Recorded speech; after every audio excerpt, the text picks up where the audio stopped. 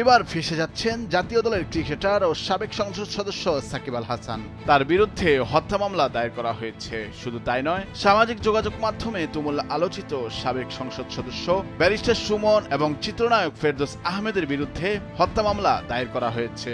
22 August বৃহস্পতিবার রাতে আদাবত থানায় মামলাটি রুজু হয়। আদাবত থানার পরিদর্শক মোহাম্মদ নজরুল ইসলাম মামলার বিষয়টি নিশ্চিত করেছেন। এই মামলায় সাবেক প্রধানমন্ত্রী শেখ হাসিনা এবং সাবেক সড়ক পরিবহন ও সেতুমন্ত্রী ওবায়দুল কাদের সহ আরো 156 জনের নাম উল্লেখ করা হয়। এছাড়াও মামলায় অজ্ঞাত আরো 400 থেকে 500 জনকে আসামি করা হয়েছে।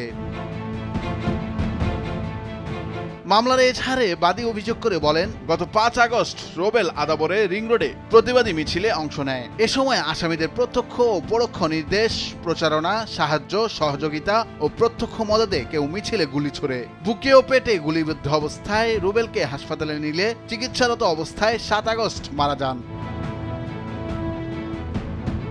বৈষম্য বিরোধী ছাত্র আন্দোলনের সময়টায় দেশের বাইরে ছিলেন সাকিব আল হাসান। বিশ্বকাপের পর থেকে বিভিন্ন লিগে খেলে বেড়াচ্ছেন তিনি। পুরো আন্দোলনের সময় নীরব ভূমিকায় ছিলেন। উল্টো কানাডায় গ্লোবাল টি-20 লিগ খেলার সময় সমর্থকদের সঙ্গে তর্কে জড়িয়ে সমালোচনার জন্ম দেন বিশ্বসেরা এই অলরাউন্ডার। এরপর যখন শেখ হাসিনা সরকার পতন হয়, তখন সাকিব আর দেশে ফিরবেন কিনা সেটা নিয়ে শঙ্কা জাগে।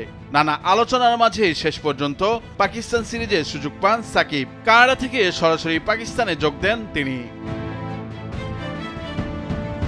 অন্যদিকে সামাজিক যোগাযোগ মাধ্যমে আলোচিত এমপি ব্যারিস্টার সুমন, যার উত্থানটাই শুরু হয়েছিল ফেসবুকের কল্যাণে। বর্তমান তরুণ সমাজের বড় একটা অংশ তাকে আদর্শ মানত তার মানব কল্যাণমূলক কাজের কারণে। কিন্তু কোটা আন্দোলনে তরুণ শিক্ষার্থীদের বিপদে তিনি চুপ ছিলেন। সবশেষ তার শেখ হাসিনার পক্ষপাতমূলক বক্তব্য ভালোভাবে নেয়নি নেটিজেনরা। শেখ হাসিনা সরকার পতনের পর গা ঢাকা দিয়েছেন ব্যারিস্টার সুমন। কোথাও তিনি নেই। ফেসবুক, হোয়াটসঅ্যাপ, মোবাইল ফোনে তার সঙ্গে যোগাযোগের চেষ্টা করেও পাওয়া যায়নি। তবে বর্তমানে তিনি ফেনী বন্যায় কাজ করে যাচ্ছেন।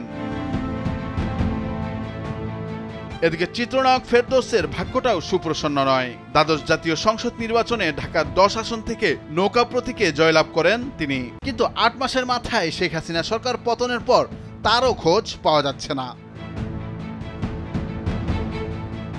নুরুল আফসার, নিউজ ডেস্ক, ভোরের কাগজ।